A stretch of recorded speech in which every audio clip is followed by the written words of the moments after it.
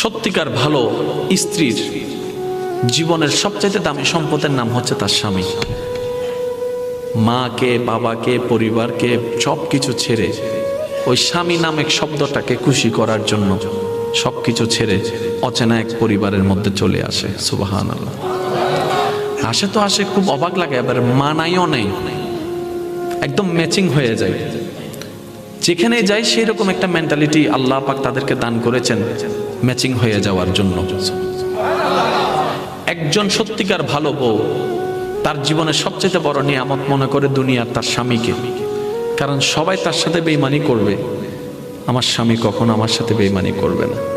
সবাই আমার হাত ছেড়ে দিবে, আমার স্বামী কখনো আমার হাত ছাড়বে না। এখানে যারা বিবাহিতরা আছেন, আমি ছোট্ট মানুষ হিসেবে শ্রদ্ধার সাথে একটা কথা বলি।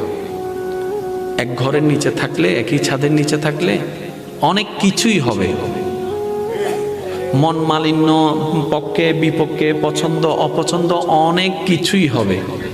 এগুলাকে ফোকাস দিয়েন না, ডিভোর্সে যায়।